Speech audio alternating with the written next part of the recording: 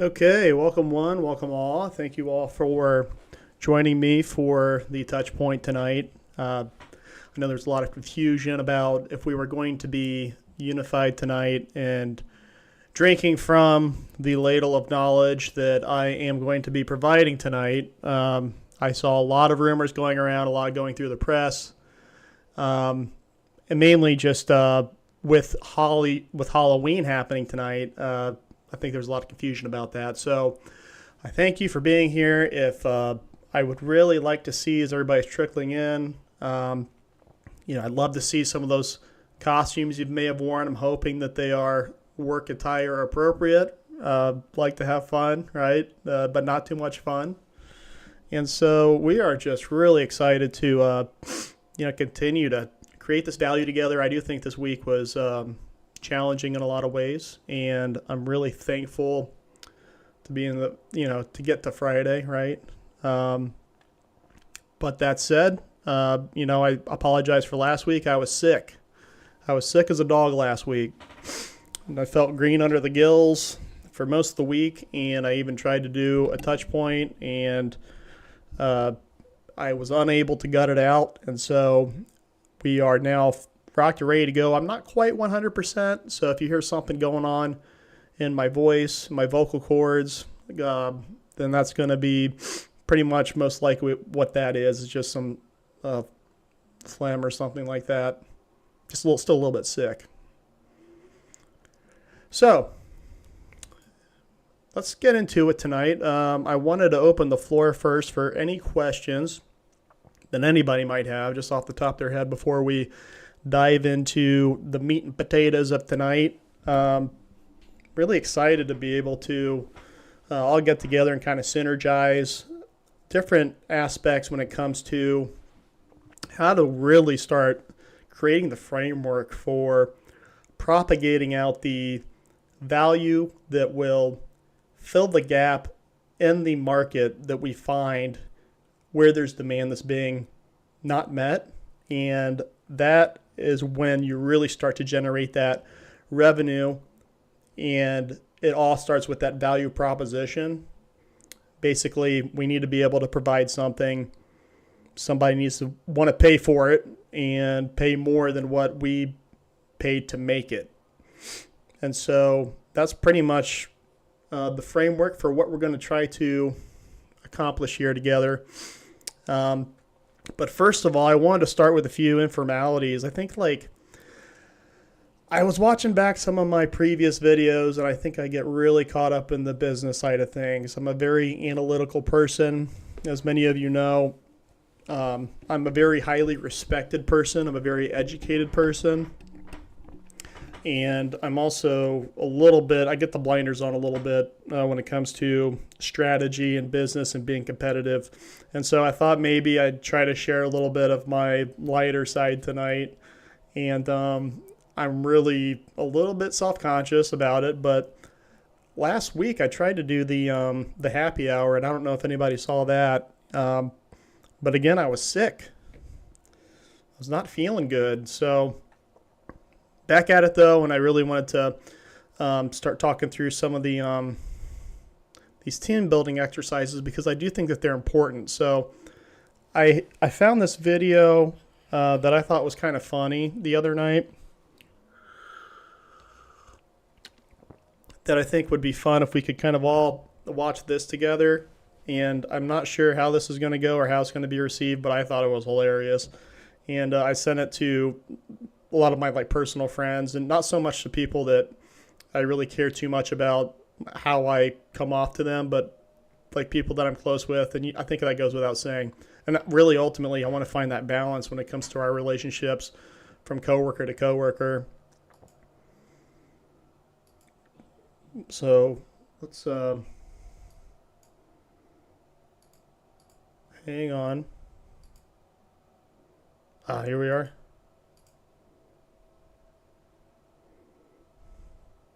Just getting the catch up.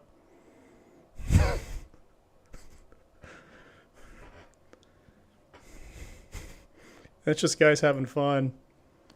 If you watch it again, he got so much ketchup collecting in his throat, he coughs it up. It lands perfectly in his eyes. These guys are just losing it. This caught me off guard the other night. I've seen it quite a few times now, but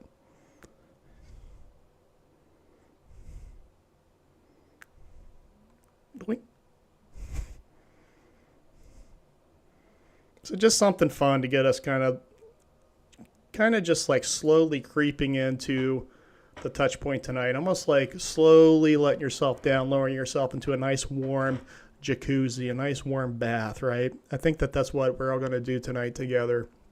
We're all going to take a nice relaxing bath together in a professional setting. And so anyway, everybody calm down. I know that's funny. But I want, there is some intent behind this. I do want to get more comfortable with one another, with respect and something called respectful interaction. And so this is something the research has shown is really born out of a lot of time and experience spent with one another. That's really the only way you accumulate trust with people. And I don't know if you've ever been part of a work team where you really don't have that background together, but you're expected to trust each other right off the bat. And, you're expected to kind of be accountable to one another and trust that the things that you need to get done are going to get done, even though, you might not know the person very well. We need to get to that point, and it's really just kind of working through the trenches together, but also having fun, having some good, clean, old-fashioned fun. And that's really what I'm trying to do with that video. So, and that's just the formal definition. So it's a relational basis characterized by trust, honesty, and self-respect, right? And I think a lot of times people, when they talk about relationships with each other, they really get kind of focused on appearances and some of that superficial stuff. I'm not really like that so much, but I am prone to it a little bit. But really, I think there's a good balance between understanding how you're coming off to people and also how others are behaving, kind of meeting people where they're at. And so, later on, we're going to be getting into some sales exercises that I put together, that I developed, and I think it's going to be a good learning opportunity for you in particular. But you'll see that a lot of what's really dependent on a successful sale and creating business, the best way to do that is to meet people where they're at and actually genuinely try to understand their situation. A lot of people in sales, they love to talk, right? And it can get you in trouble sometimes. I've seen it personally, and I've done it myself. So, but that said, I think that's both applicable to external-facing customers, but also the internal-facing, the internal mechanisms of the structure in the organization, and making sure that all the internal stakeholders, all the cross-functional associates that you may be working with, that you're all kind of understanding each other and you have some trust and relational background that allows you to really execute on those KPIs that keep things moving forward until you eventually create that value, get that value generated. So value creation through inspired transformation, unification, amplification, and fair business.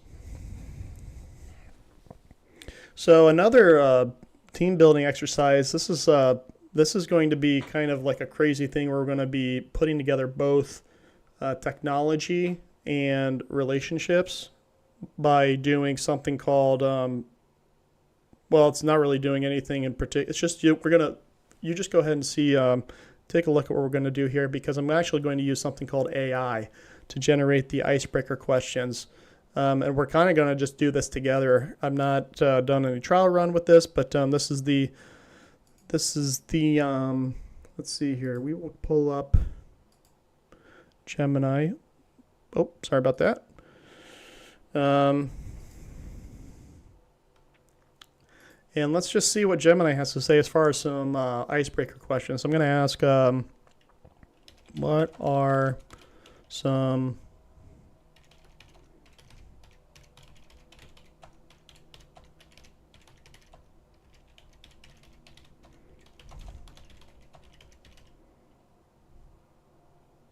See what Gemini says. It's a great idea for building a report. Okay.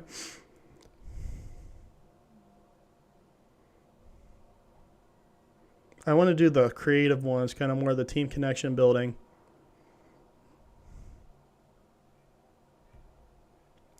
So what do you prefer to receive recognition for a job well done? How do you prefer to receive that? Well, for me, I like to be praised. I like to be respected, and I really like it when I get something published that is like kind of lauded, giving some positive reviews to something that I've done. That's never happened before, but it's something that I fantasize about all the time. And then another thing I would say is just that the good feeling that you get when people understand that you did the best at something, that's really key. So I don't know if there's anybody in the chat wanting to chime in about nothing in the chat yet, but I'll be watching that. I think that that said, there's just a lot of different ways you can kind of try to do that. What's a piece of media, book, movie, podcast you've consumed recently that you'd recommend to the team? It's a good question, Gemini. I would say the 7 successful habits, or the 7 habits of highly successful people. That's a great book. And also the Hope of Man by Viktor Frankl. That's a good one too. And those are 2 kind of like my big. I also really liked Maniac McGee by that I believe the author is Spinoni, and he also wrote Holes. So those are some more like kind of like fun books that I like to read. I also liked Matilda by Roald Dahl. That's a good one. And James and the Giant Peach.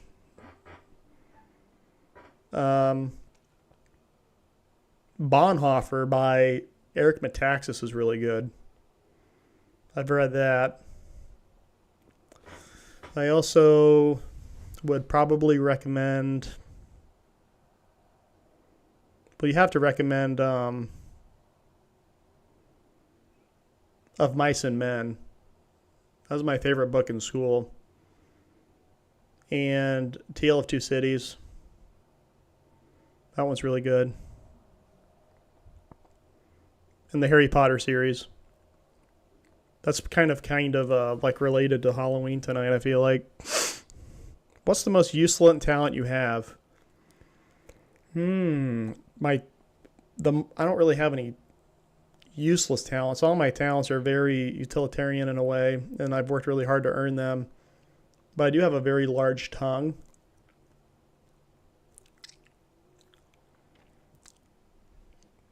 That's something kind of unique about me. Anybody have anything unique about themselves they'd like to share? Again, this is a psychologically safe environment. But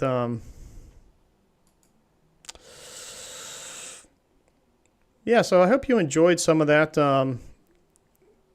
Let's see what else we got here. Just kind of having some fun together, right? This is like kind of a laid back kind of team building exercise. I put this together with, I consulted with my HR professional network, and they kind of said, they pointed me in this direction.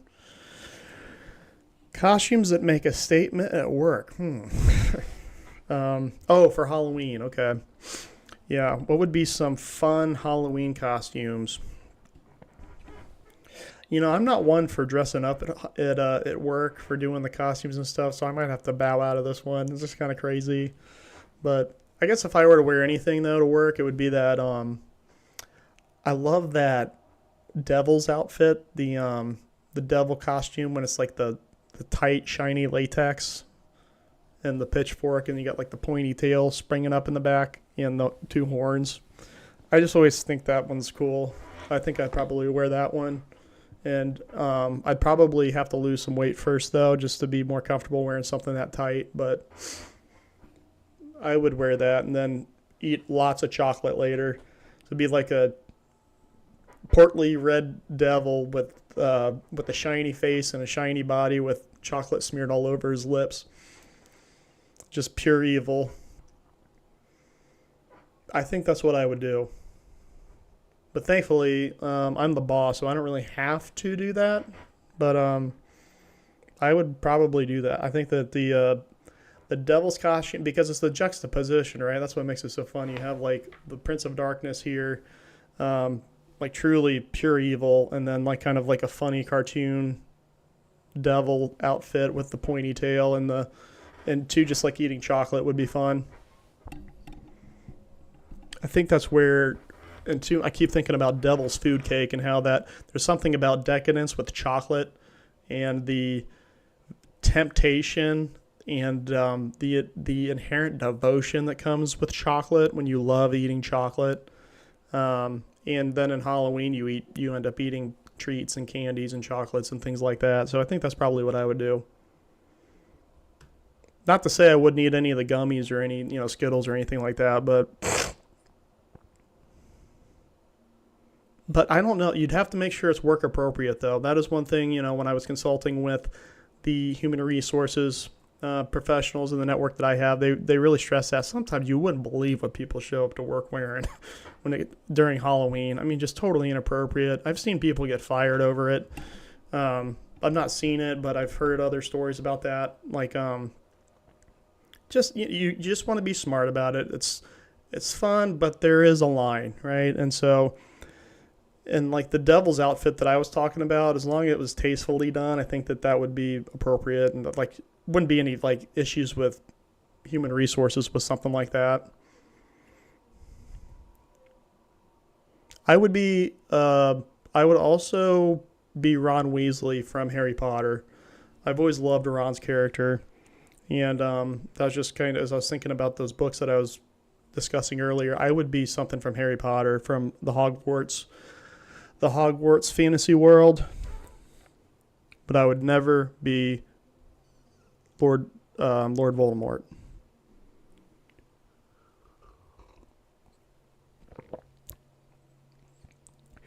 With the devil's costume, I would probably paint my face red. All right, enough of that. So, let's get into the main course for tonight. That was kind of a fun appetizer to get everybody's creative juices flowing, but also just kind of loosen the mood and the tension that's in the air during these touch points. I know that they're very intense. I know that they're very intensive, both in terms of emotionally and socially, but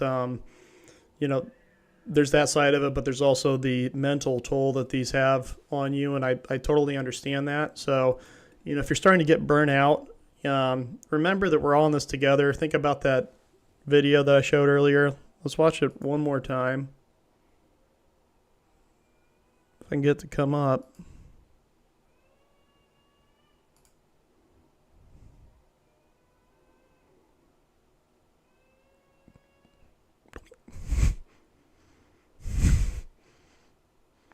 Perfectly over the eyes.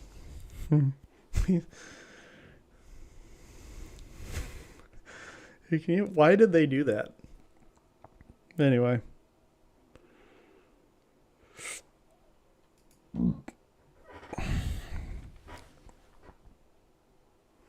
That technology is cool, though, using AI to come up with the questions like that. Really cool stuff. So, back to the sales training. Does anybody have any questions about team building and camaraderie and that exercise before we move on? Anything on that? And like I said, I'm not shy about showing my fun side, kind of let my hair down a little bit and showing some personality, but don't expect that to be a normal thing, though, okay? This is a professional environment. We're a very extremely competitive company. But sometimes it's just good to have some fun, right? I mean, come on. It's really not anything that serious. So, we developed a case study for the sales training seminar that I wanted to walk through tonight with each one of you.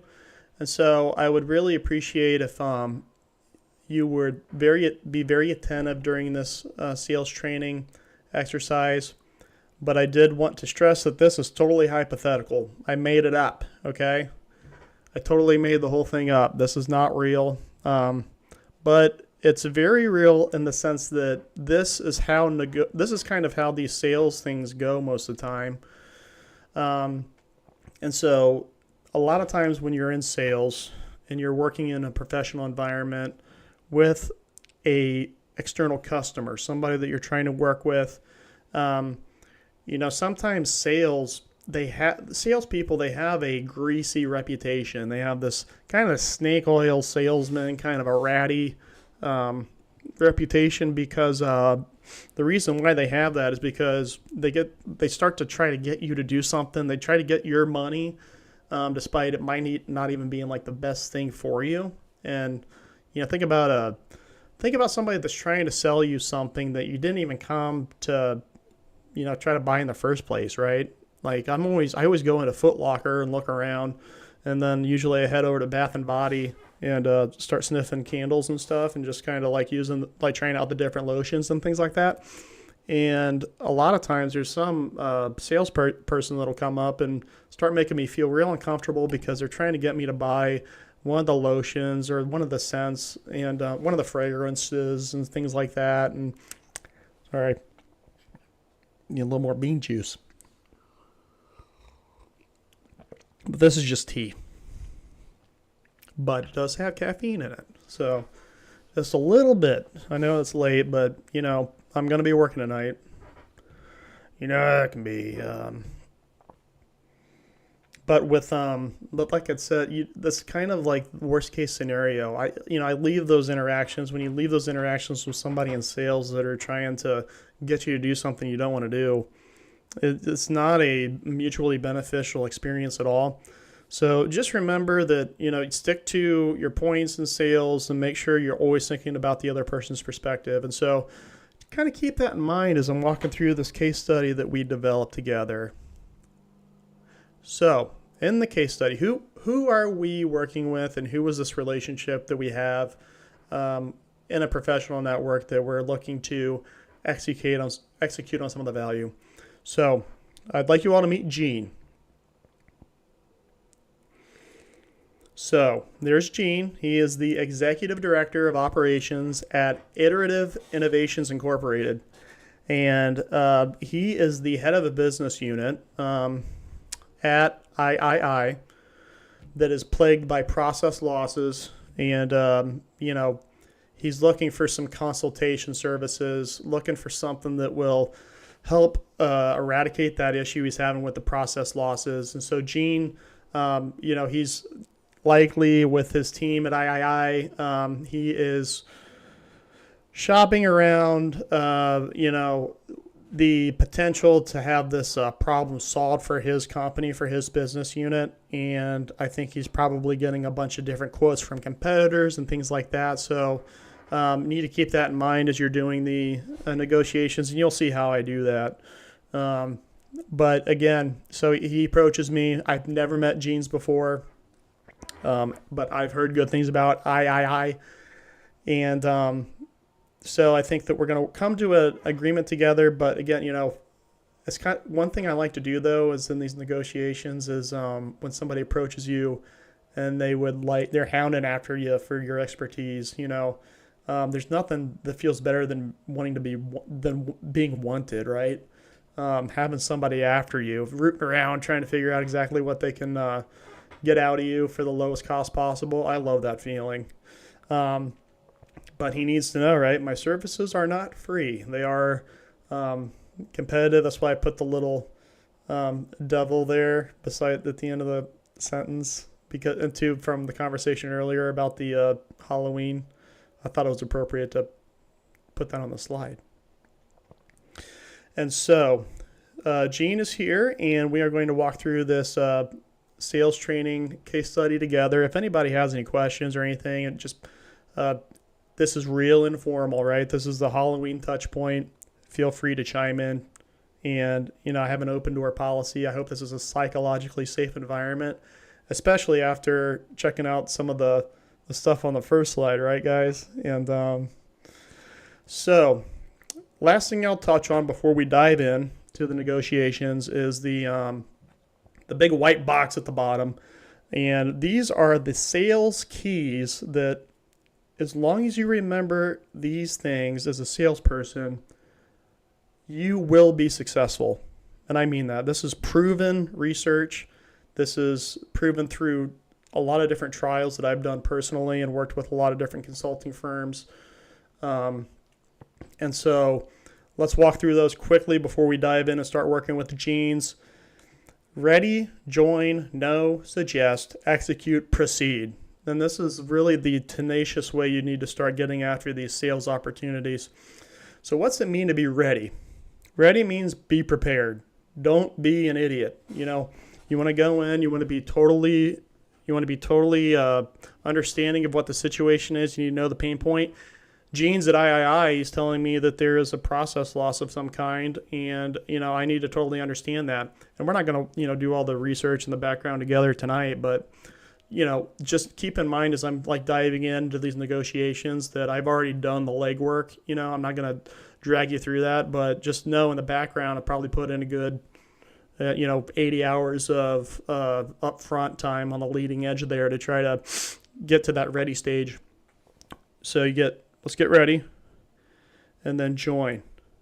So join so we're kind of starting at neutral. Ready, join.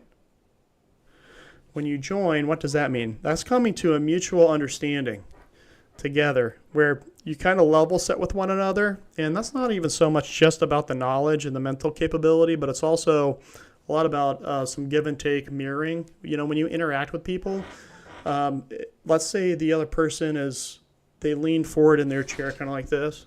Like if you're in negotiations with somebody and they go like this, you want to reciprocate that with your own body language, because even subconsciously it'll kind of make them feel like, I can't put my finger on it, but I really like this guy. That's why that is when you do that mirroring, you really start to really level with the person, and that's where you join. So that's kind of like the mutual join unification. Knowing is when you are totally, fully aware of what the situation is and what their pain point is. This is where you're totally understanding what is the value proposition. In this case, I totally understand what the process loss is for Gene with III and his operations there. So this is now at the point where it's been solidified. I know what the problem is. I know what needs to be offered. I know how to fix this, right? And so that's a very difficult point to get to. And sometimes in sales, you'll notice a lot of people, they'll blow right past this part. In fact, they'll just immediately start trying to sell you whatever they had in mind to begin with. Like I mentioned Bath and Body Works earlier and the different lotions and things. I was looking at it was like a Coco Shea lotion that I was applying, just trying it out, and this guy comes up and he starts talking to me about there's like this tropical keychain thing off to the side that has a certain scent to it or whatever, and that that just rubbed me the wrong way, because I'm saying it's like you see somebody trying to address their skin rash issue without I don't have health insurance, but anyhow, like if he was a true salesman and he followed these principles, he would have understood that the keychain thing was going to piss me off. And so you don't want to do that.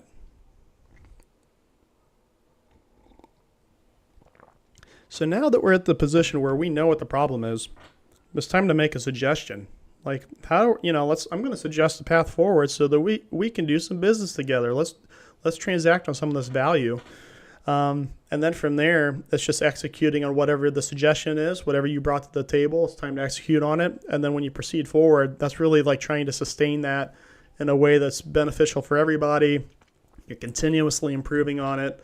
At Bath and Body Works, if this clown would have had any idea what he was doing, he probably would have sold me on the Coco Shea lotion that I was trying on my wrist. And then, who knows? As I check out, maybe I sign up for a credit card rewards program with Bath and Body Works. so that I can just continue to get the cocoa lotion. And we might have a partnership, and maybe we have each other in our professional network, but he totally blew it. So, and I don't want to continue to keep going back to that. It was just a weird thing. And I liked the guy too. He seemed like I saw him coming over. I was like, man, I really like I like how he looks, but wasn't meant to be. Not a good salesman. Dumb.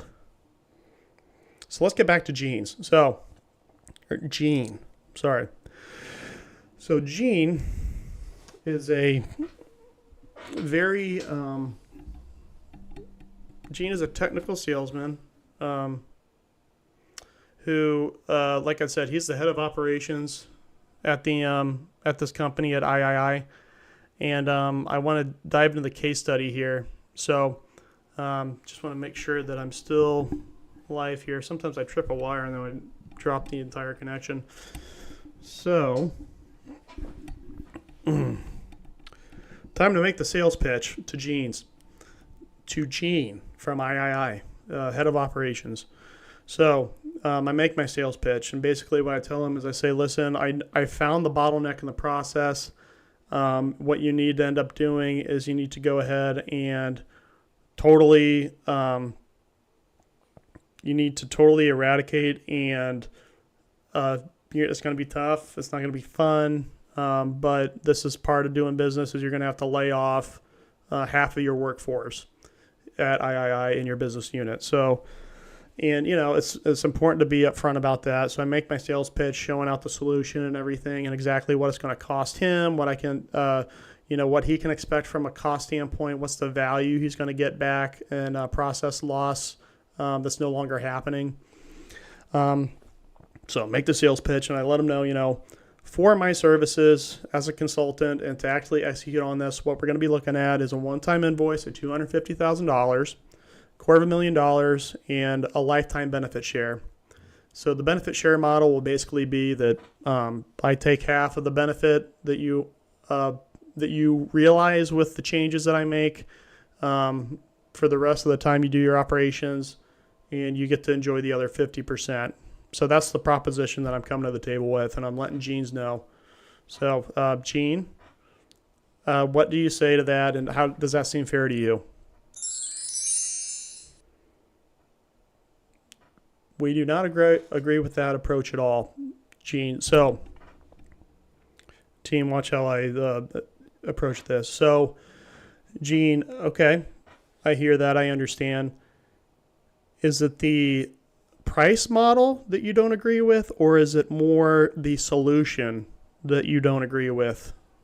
Or is it a third option, Gene? Both. Okay. So we're far off on both the price and the actual answer to your problem. So I think maybe what we can do is we could begin to negotiate a little bit. And that said, though, maybe we'll shelve the price problem for now, because I think that we need to get aligned on the solution first and get your total buy-in on that before we start talking about price any further. So what is it about because what I would like to do is you have your procurement department that's run, I found that to be the bottleneck in your process, and I think we've come to a mutual agreement on that, but maybe you don't agree with my idea to just do the mass layoffs and just cut clean totally cut clean that entire process, that section of the process altogether. It'd free up a lot of capital for you. So how does that sound? Maybe instead of we'll do 100%, just shut it down. What we will do is I'll propose a 50% reduction, and then I'll rerun my production model and see where that gets us. What do you think about that, Gene? Your fee quote is at least twice the other firms that we've talked to, and they were more prepared. They also didn't have any benefit share. Well, okay, thank you. I understand. I'm understanding that. I'm hearing that. Yeah. So, Gene, I think Let me think. So, from the market research I've done, this is a fair price. And so I'm not sure what those other firms are. If you would like to share, you don't have to, but I'd like to see those actual quotations come back, see what they actually brought to the table. I don't care about the solutions they came up with. I'm very confident in what I've come up with.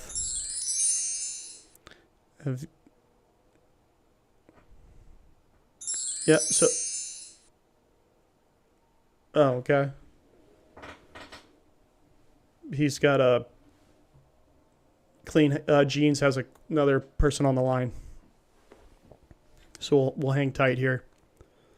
But he is playing hardball. I'll be honest. This is not because his procurement department is the I don't want to confuse you guys too much, but it's just basically something they need to get rid of. Gene, you still there? Gene's? Oh, no, okay. He's still... Honestly, though, this is kind of, I don't want to be too, whatever.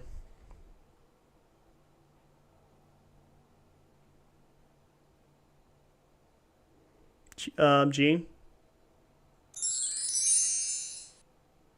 Oh, okay. Sorry about that. So listen, I think we have everything on our side except one more clarifying question. Certainly, and anything that we can get a little bit closer here, I understand this is listen, Gene, I understand that, I have a ton of respect for the work that you've done, and as a leader of your team, it's self-evident your reputation speaks for itself. It precedes you. And so, I'm not here to do, a total fix-all. I think we want to really keep intact the special culture that you've already established at III in your operations department.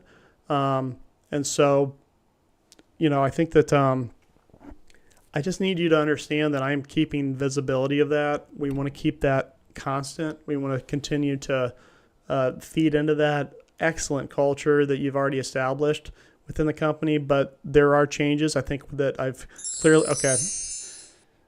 Yes. Can you show the benefit share analysis one more time? I'd be happy to. I'd be happy to, Gene. So let me pull that up here. So the benefit share analysis, again, let me walk through this a little bit with you because I know that it's a little bit, this is still high level, but it's just enough to give you a clear picture of what I'm trying to get to. So try to think of it this way, Jeans. The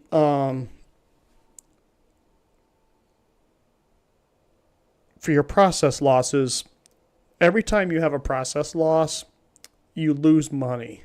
Okay, so with the fix that I'm going to put in, you're going to be making a lot more of this kind of stuff, right? You're going to be a lot more throughput, a lot more. It's going to go a lot better for you. And so I think it's only fair that we do something called a benefit share. So basically, as your throughput continues to get better and better, you're going to start getting a lot more capital. So it's just going to get bigger and bigger. It's kind of like a snowball effect. It's going to be great. You're going to love it.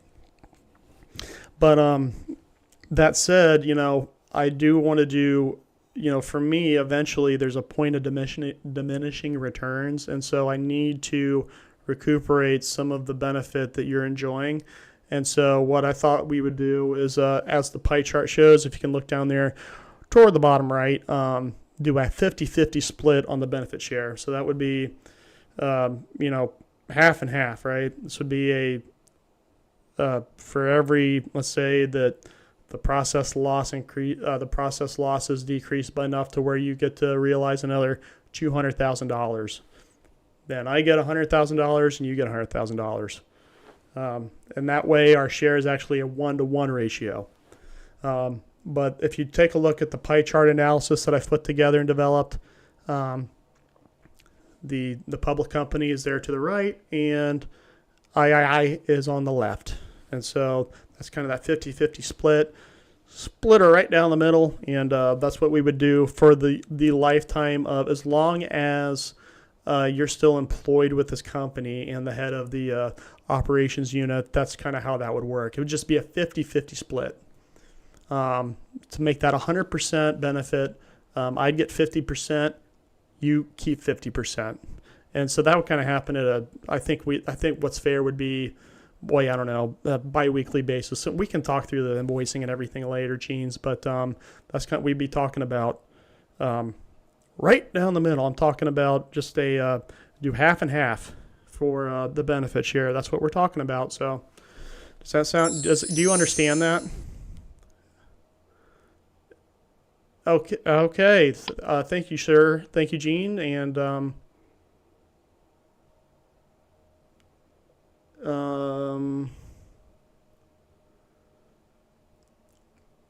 and so what is team, this, and again, this was a case study. I totally made it up. Let's kind of get into a little bit of a debrief here on what happened there with Mr. Gene's, with Gene from III, the head of the operations unit. He's an executive director, actually, and very highly educated. And I don't really understand where he's coming from. We didn't really get let me not get too far ahead of myself. Any questions on what happened there?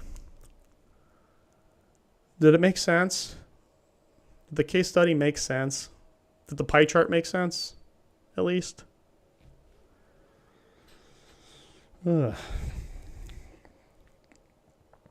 We got to no agreement, and then I guess the offer that I had made was not competitive with the market at all.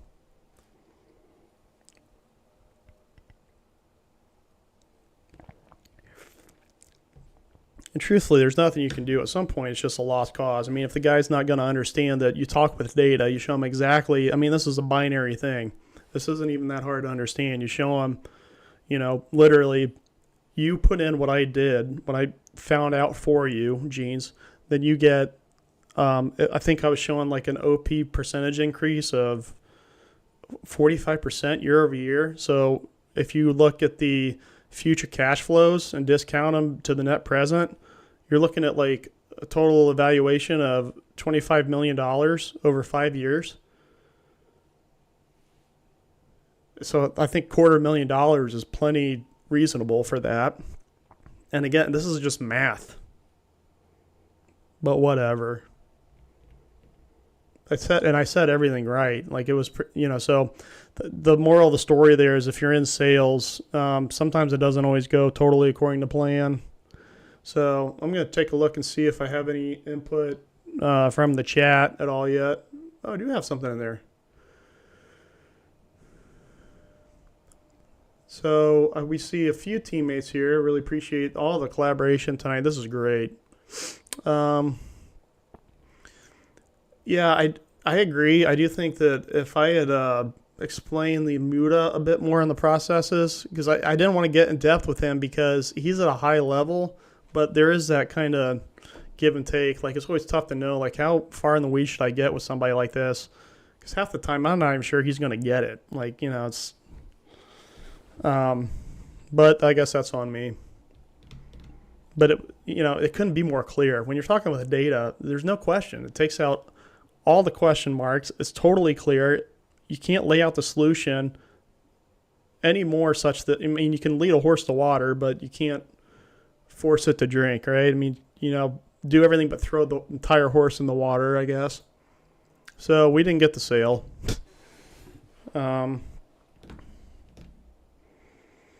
So I guess I'm feeling, and you can see, I'm feeling frustrated when something like that happens. What could have I done differently, do you guys think? I do agree with that point about the MUDA and the process losses, but truthfully, I'm not sure Genes would even know what that means. Because he just didn't seem too keen on firing people. Smooth brains. Yeah. Look like there's zero texture. nothing going on between the ears. But that's, and I respect him. I think he's like really, like I said, his reputation precedes him. I meant every word I said. But it's just tough when I'd spent a lot of time developing the proposal. I put in all the background research, and then to come away with nothing, not even like a next iteration or next round of negotiations, that really sucks. So, but that's business, But business is tough, and it's not cut out for everybody. I will show you that in the case study, right? Let me show you when I thought I had him. If you go back, I thought right here, I was right when I got done with the pitch, I thought I had him. I did, you guys? I thought I had him. But we were not aligned. Because, so there's like the two main points there. When you're trying to sell something to somebody, let me try to break this down for you. So like if you're trying to sell somebody on something that's more tangible, like here I'm trying to sell a service. This is a consultation solution without, revealing everything to him and seeing through the operations and everything. But like, let's do something more tangible. Like let's say you want to eat a hot dog. Let's say you want to eat a steamed hot dog with mustard on it and stuff like that. Like the reason why you will buy the hot dog is because you get aligned on the price of the hot dog and the value that it will create in your stomach when you eat it, and the taste mainly. And, those are kind of the two key main things when you're trying to get a deal done. And we didn't get close on either one of them. Way off on price, way off on the product. So that's when you just kind of get to the point where you throw your hands up and say whatever, Gene's. Gene, I don't know. I keep saying Gene's. His name was Gene. And he was the head of the operations at Iterative Innovation Incorporated. But whatever. Let me go through all that again. So, thanks for nothing, Gene's. But no, I appreciate doing business with you. We're not going to burn that bridge. Maybe in the future we can do some more business together. But that did not go well. So, any questions on that? Let me take a peek over here, see what I'm getting a lot of collaboration in the chat tonight.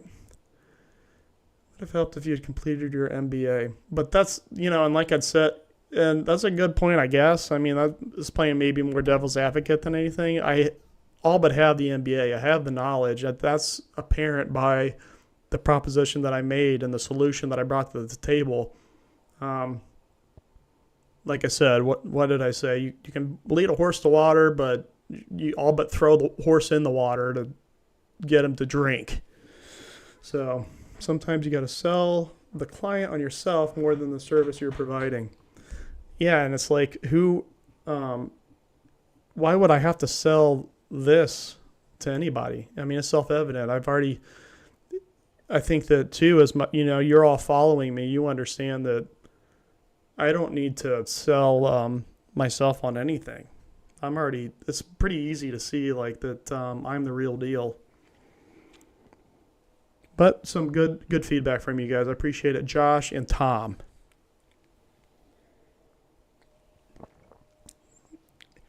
Two guys I really want to recognize. I've been putting in the midnight oil, been grinding away, nose to the grindstone, working super hard for the public company, trying to create that value. We'll get there, guys. We'll get there. We will get there, fellas. And also, one thing I wanted to mention while we have some teammates here, if you know anyone that is a woman or just a different color, that would be good, because I am working on a diversity analysis. And so far, I need to have different types of people to make the chart. Because right now, if it's just, normal white guy, then it's not going to even make the chart and the way Excel works. So just something to think about as we're filling out, we're continuing to build and fill out the personnel department. And I think I want to make it clear too that you know, it's not all about those metrics. It's really about having a different perspective on things, right? You know, I think that we're really hand tying ourselves and doing ourselves a disservice when we don't have different perspectives that are all feeding into the same mission. And yeah, I'm getting worked up a little bit, but it is, you know, that's the fact. That's the truth. That's the fact. And I don't know. I'm just tired of the same old kind of stuff. So if you guys know anybody that too, and you understand like this could be part of our diversity initiative, and you know, we're going to talk a little bit about sustainability here. You know, definitely key in. Give me a shout out. Let me know, and then I'll update the chart. So let's get aligned here on a few different initiatives that I wanted to talk about. So, in the same vein as the sales and how that goes, you know, I thought we would talk about some negotiation techniques. I love this video. I watch it all the time, and I wanted to share it with you guys. And I know that, you know, it's kind of like drinking from a fire hose tonight, right? There's a lot going on, a lot of different concepts.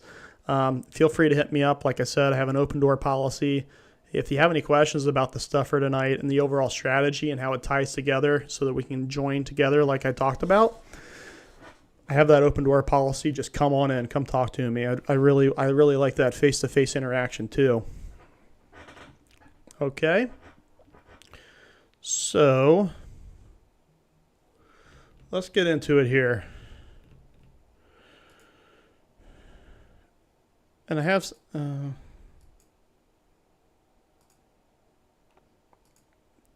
don't know. That's not, those are just some tabs that were, I think those are like generic to Chrome. No, yeah. So. More like a dance. Let's watch this together. If you have any questions, let me know. Two or more people moving fluidly in sync. We constantly negotiate that way. So this is Ruchi Sheena. Hang on. Ruchi Sinha. And she is a professional, clearly. And she's going to tell us a little bit, give her insights on how to negotiate at work. Because we need to have her teach us how to do this because well, not just teach us. I mean, I try to use some of the learnings that I've given already tonight and synergize it with what Ruchi's going to say here. And I think that'd be the best overall, like, encompassing approach. And that's diversity, right? I mean, actually, this is all coming together beautifully. When you think about the diversity initiative that we have, it's all about kind of unifying together and making them all kind of just flow together. All those different viewpoints that kind of flow together. They make a nice cohesive solution. And that's kind of what we're going to do here by having Ruchi let us know how to negotiate. We negotiate for higher pay, promotions, vacations, and even greater autonomy. In fact, she's so right. We negotiate for all these things, and that's life. Life is give and take. And variety is the spice of life. You know, anything that's really worth enjoying in life has its risks. You know, if you don't take any risks, then you're not going to enjoy the highest peaks that life has to offer. But it also means that you're opening the door up to the lowest peaks that life has to offer, the lows of the lows, right? And, you have to get comfortable with that. A few comments. Adam, we can play the catch-up video again. I'm glad you liked that. I thought it was kind of fun.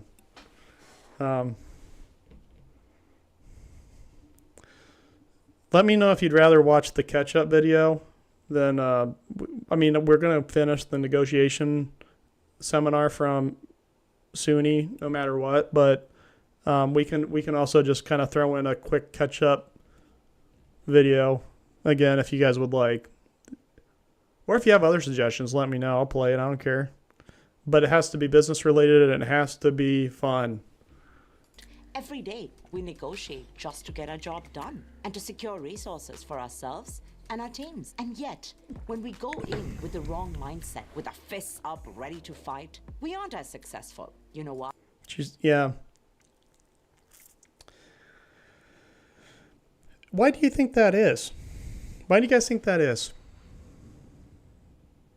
Why do you think when you come in guns a-blazing, ready to fight, it doesn't work out so well? Does anybody have any idea? I do. I'll tell you why. It's because you're forgetting that the initial thing you need to do when you're in a negotiation is you need to do that join. Know, understand, and join. And then you start to work together to create the value and negotiate back and forth. But if you're coming in all huffy puffy, like ready to fight, guns a-blazing, got seeing red immediately as you go in to a negotiation situation, run at 1,000 miles an hour, ready to dominate. You'll get a result, but I can tell you from experience, it's not going to be good. So take it from Sushi here that take it from Sushi here that the right way to go is maybe do some breathing exercises if you're getting that worked up, and because then I think it would be good to the kind of level sets you, gets you in that join, that synergy mindset, right? And that's where we want to be. We don't want to be all worked up, huffy puffy, seeing red, ready to heavy metal playing in our heads or whatever, screaming internally before we head into a negotiation opportunity. But you need to have the end goal in mind. Why? Because negotiation is not about dominating. It's about crafting a relationship. And relationships thrive when we find ways to give and to take and move together in unison. And to do that, you have to be well prepared. I could listen to her all night. Just an amazing person. And she's right, though. You do need to, it's kind of a give and take. It's a dance back and forth. And that's what I was trying to get into with jeans. I was trying to get into it takes two to tango. It's a two-way conversation. This isn't a one-way street. And it was just kind of, I'll tell you what, I think it really fell apart when he left for the call there for a minute. I don't know if you guys picked up on that, but that was, I thought that was bad taste. Just bad taste. But anyhow, that said, it's a tango, it's a dance. You're kind of getting to know each other. You're feeling each other out and everything. And if you're doing the join correctly and the steps that I laid out earlier, then you're going to kind of be doing the same thing without stepping on the other person's feet during the dance. It's like a nice, slow, romantic dance. It's not like it's kind of more of a yes, this is, does that make any sense? Best, do your research. Figure out whether what you're asking for is realistic. What is your aspiration? What do you want? And what will make you walk away from the table? So these are questions that you need to answer beforehand. And that's part of that knowing part at the very beginning. If you can think back that far, if you can remember back to like 10 minutes ago, what I was saying, Suni's saying the same thing. There's, it's Rushina. Ruchinsina.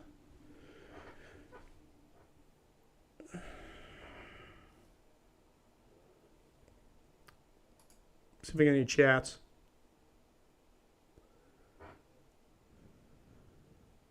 Hey, Tom, I welcome the challenge. This is a psychologically safe environment. You can go ahead and challenge me on the ideas, and that's really what it means to be a competitive, psychologically safe environment where the marketplace of free ideas. We need to be able to communicate, so I really appreciate the feedback. That goes a long way. And I appreciate because I will say, though, like what you're saying here, that, you can go in and try to dominate and you will get what you want. But it might not be as sustainable, right? I think maybe we can come to an agreement on that. If you win in a dominating fashion, it doesn't tend to set up super well for the future. and the partnership, because that's really what we're after a lot of times. And not a lot of times, but all the time. That's what you always want, is that partnership at all times, that trust, that communication. So just something to keep in mind, just something to think about. I know there's a bunch of different ways to skin a cat, and especially a black cat. Just saying, because of Halloween and the bad luck that they bring and everything like that.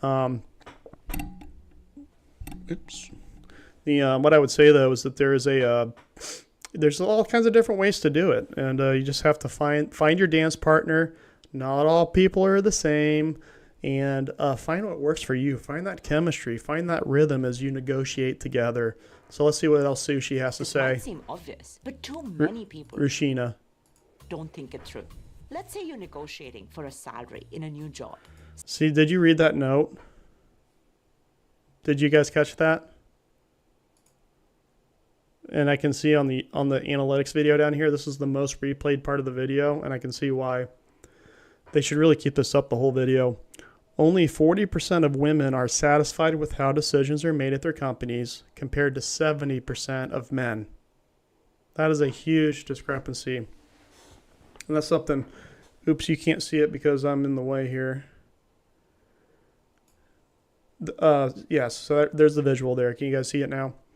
40% of women satisfied. That's like a 30% gap? I mean, that's insane.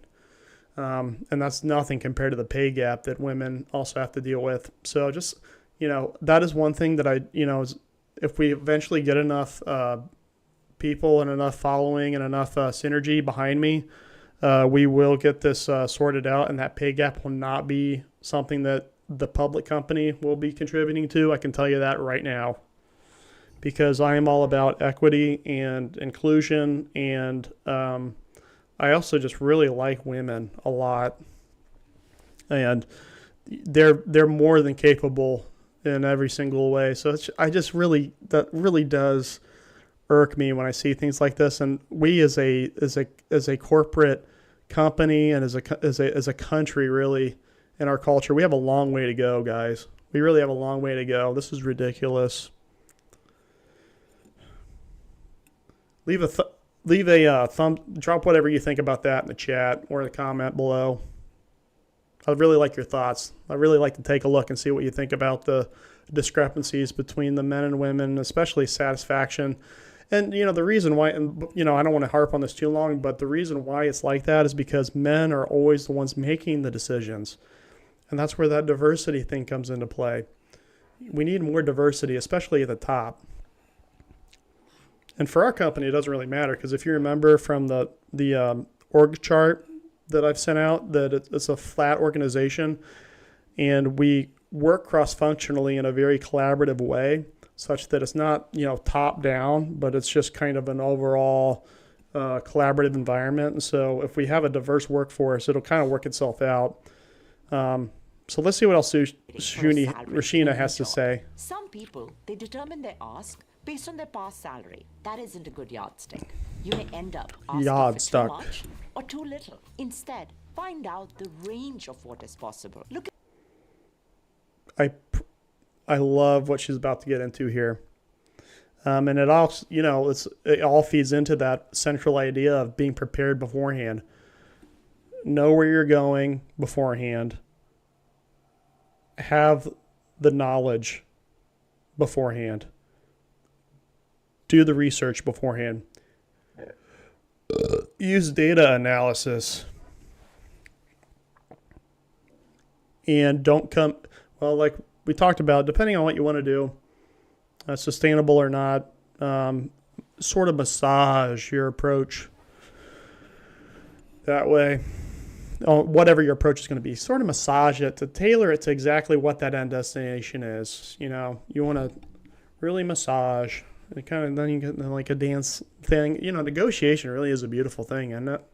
Industry reports, websites. Talk to people in your professional network to find out the lowest, average, and the highest salary for a similar role, and then make. So Ruchila is saying that there's a big wage gap, and there's a lot of different variety that can happen even for the same role. And unfortunately, I was talking about the pay gap earlier. If you picture like this is the gap, a lot of the women are down near here and the men are up here. Something we need to work on. And Shushina's got it totally right. She's squared away here. She's got us all. I can't wait to hear what she has to say next. But I've seen this before. Your ass closer to that upper limit. Build a solid rationale for why you are above average and thus deserving of that ask. Let's say you're negotiating. And I think it goes without saying, if you're here tonight and you're a part of this touch point, and especially putting the work in, I mean, we've been going at it here for a little while now, but this is what it takes to be successful, especially in this climate. You are above average. Trust me. Trust me when I say you are above average, especially if you're here live tonight for this touch point. So can't stress that enough. And, as you go into a negotiation, understand that, understand what is the value that you bring to the table, and don't shortchange yourself. Whatever you do not shortchange yourself. Believe in yourself, love yourself. You can do anything. So let's see what Rishala has to do, say here. For something next. Less black and white, like the ability to work from home, to care for an aging parent, you need to study your company's policies on remote work. Ask yourself, when and why were these policies developed in the first place? Remote work has gotten a lot more popular ever since the COVID-19 pandemic. And I'd have to say it's a really nice way to open up the talent pool. Because now when I do my recruiting efforts for the public company, I can do it worldwide, and with technology and things like AI and, telecommunications and digital synergies and things like this, and Ethernet cables and things like Starlink, you can work remotely in a very effective way. And you can kind of just do everything that you would normally do in person. As long as you're not something like retail or something like that, then you're going to have to be there in person. But, she's 100% right about that. And you need to understand, is that important to you?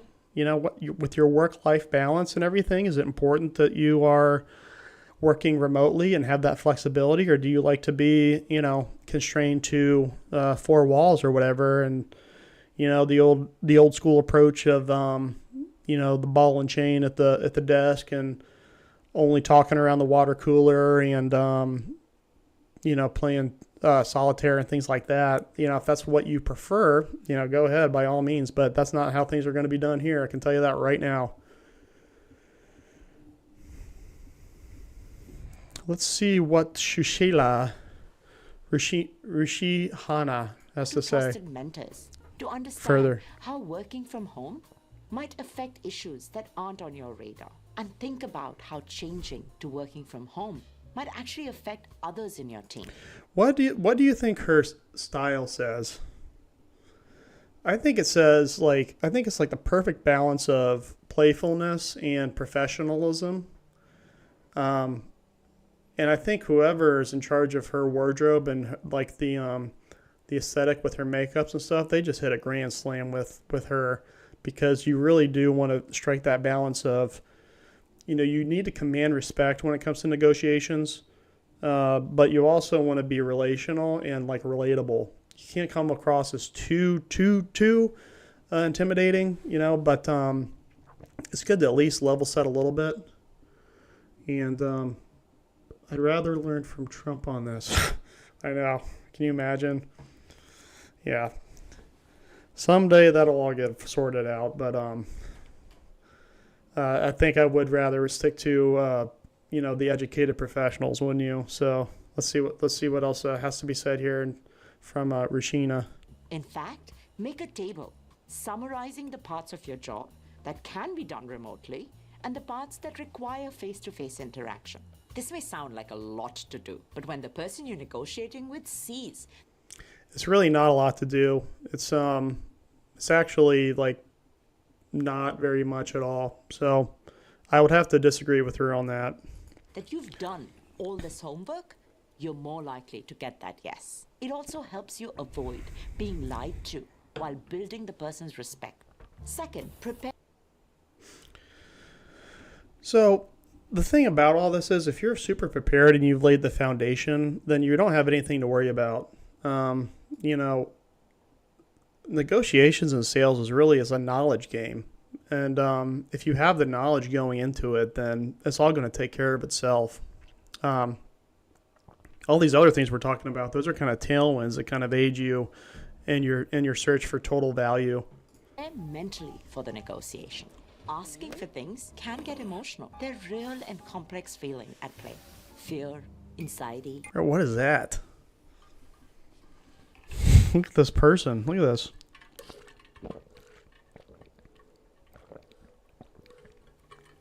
Anger, even hurt. It's essential to have strategies in place to manage those feelings. One strategy is to adopt a mindset of defensive pessimism. That just means that you Do not do that. Of all the things that have been said so far in this video, as legwork or as guidance, I would say do not do that. Pessimism is never the answer. Neither is being defensive. So I'm gonna kind of skip ahead here and see if she's got, because that really kind of, it's just so wrong on so many levels. I'm now wondering what her educational background is. I'm sure she's educated and well qualified to make this video, but you never want to go into a business situation and think like that you're on the defensive or backpedaling with a negative attitude. I mean, I can't believe she said that. and you deserve this. Try and avoid thinking of negotiations as the ultimate test of your worth. Go in knowing that your request might be met, that it might be denied, and that none of this is a measure of your worth. Also know that if you feel yourself getting upset, hurt during a negotiation, it's okay to step back. You can leave the dance floor and move up to the balcony. Just say, let me think about this a little more. Could we? And two, another thing you can do is breathing exercises. So if you know what box breathing is, that is it's like the 4-second thing for inhale, hold, exhale.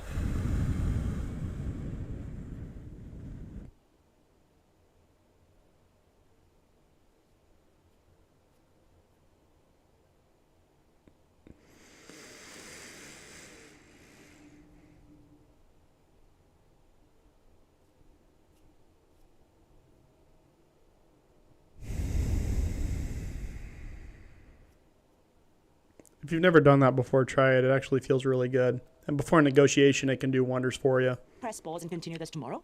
The third and final way you can prepare for negotiations is by putting yourself in the other person's shoes, taking the time to anticipate the other's needs and challenges. What pressures may they be under? What risks would they be taking? Do they even have the power to give you what you're asking for? What ripple effects might a yes mean? When you make that request, look to balance assertiveness about your own needs with a concern for the other. As you lay out your case, use phrases like, I'm asking for this because I know it's good for my team, that I want to achieve X and Y goals, and I know this is what will enable it. Arguments like that show that you're ambitious, you know what you want, but you also care for others. So many of our negotiation missteps, they don't. Any questions on that? I think it's pretty straightforward, but again, it's kind of dependent on what your situation is. You know, anywhere from working with negotiations with someone like Jeans as a consultant, or if you're working at Bath and Body trying to sell somebody on some lotion or something like that, negotiations are always key. So just something to keep in mind, guys.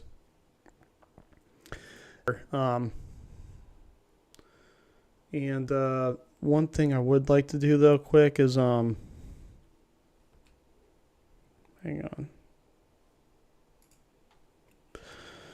I wanted to watch this video again. And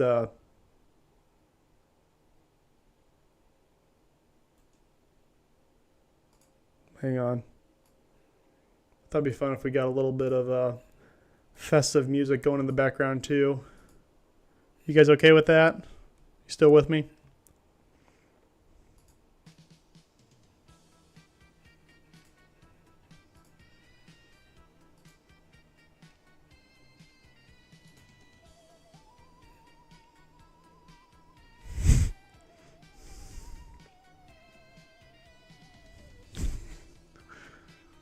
They look straight into his eyes. Right. You know how much like vinegar would just be pooling in your throat at that point? You'd have no choice but to.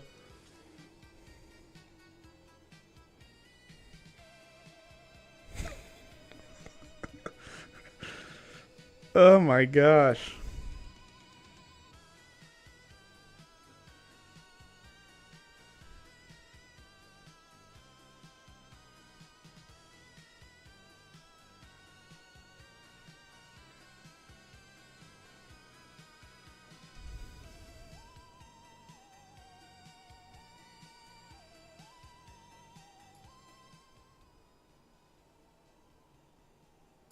Hopefully the music's not too loud because I'd like to maybe keep that going in the background for you guys if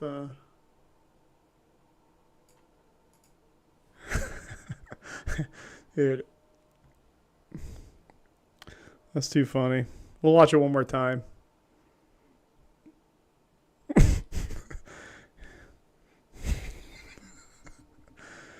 All right. Let's get back into the meat and potatoes of the presentation.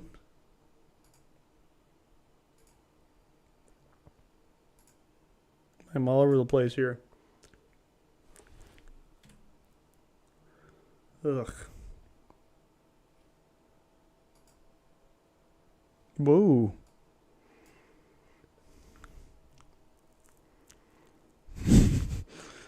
Yeah, that would be such a I'm surprised he held out that long before coughing that up. Okay, let's get to the good part here. No thank you, jeans. So lastly, in the spirit of Halloween, I thought it would be good to get into some more serious topic of sustainability, especially when we talk about things like candy and packaging and things like that, and trying to preserve the climate. Sometimes I do find myself really challenged to really feel like, do I really care about the climate that much? Because in my heart of hearts and in maybe like my most vulnerable moments, I don't really care that much about it, honestly. But it is important, especially as an educated person, to go ahead and to say this. I think that it's good to, even if you don't really believe in climate change or global warming, it's good to say that you do, because especially in negotiations and things, because it's kind of a win-win scenario. You really have no reason to deny it, because at the end of the day, all the institutions and all the super educated amongst us that have done a lot of analysis and are a lot smarter than us, they have decided that climate change is real, and that the world is getting warmer because we don't recycle enough, and we throw gum and candy wrappers on the ground and trash and eat too much fast food and things like that. And so, and we eat too much meat. That's actually a huge contributor to climate change. So I wanted to, just for some inspiration tonight, walk through some of the most sustainable companies that are out there today. And I would really like for the public company to be a part of this article, hopefully soon. And because I do think that we've done a good job so far keeping an eye toward the climate and understanding how our initiatives are affecting things like the ozone and emissions. And also, I really hate it when I see those pictures when there's like those little turtles and things coming out of the ocean, and there's plastic, like the plastic that you see that goes around little cans of pop and stuff like that. They're always getting tangled up in that. I mean, that's just terrible, right? I think we can all kind of agree on that. So thankfully the public company's not done anything quite like that, so, and we never will. But working from the top, Patagonia, great company. They're all built on sustainability. The CEO of this company and the founder is actually a pretty fascinating guy. His story behind his entrepreneurship of Patagonia and the brand, it all kind of lines up, and really smart guy too. So I would implore you, I would ask you to kind of look into that yourself. Pela is a phone case company, and it's a compostable phone case, which is really cool. That's cool. That's directly helping the climate because not everything is compostable. Not everything can just return back to the dirt, like this phone case. And we also have IKEA. Everybody knows what that is. And I love spending time at IKEA and walking through all the different scenarios, especially when I'm starting to design what our office building is going to look like in the future, and go there for inspiration quite often. Starbucks is a great company. Started out west, as most of these initiatives do. Out west, the culture is much more geared toward being educated and not ignorant, and trying to drive electric cars and things like that. And that brings us to General Motors, who, it might be contrary to what people think. A lot of people think that Tesla is like the going green titan in the industry. Not true at all. So get educated. Let's see what else here. Apple, great company. Ford, Henry Ford, great founder. Honestly, that would have been good for Jeans to know about Henry Ford, and his approach when it came to manufacturing and the assembly line. Maybe then he'd get a clue, start getting some solutions himself. And then big names like Amazon, McDonald's, Procter & Gamble, Google. My main point here is that, and there is Tesla actually. So, my main point is that, a lot of these companies, they're Fortune 500 companies. A lot of times I think we start to think like, well, if you're actually going to be profitable, if you're going to make money, if you're going to be competitive in this economic climate, you can't, you got to choose one or the other. Either totally destroy the environment in our world, or and be successful, or choose life, choose goodness, choose morality, and don't make any money. That's simply not the case. I mean, the revenue that's going on in these companies like Walmart, Pepsi, it's insane, and they're very climate focused. So with that said, I'm wondering if anybody has any questions on that. Let me take a peek over at the chat. We have Tom, Josh, Adam. I really appreciate you guys taking the time to collaborate tonight and get aligned to what the initiative is. I had a lot of fun during the Halloween stream. I think that, we're really making some exciting progress. I'm really trying to invest in you guys. So, that's kind of a two-way street. So if, I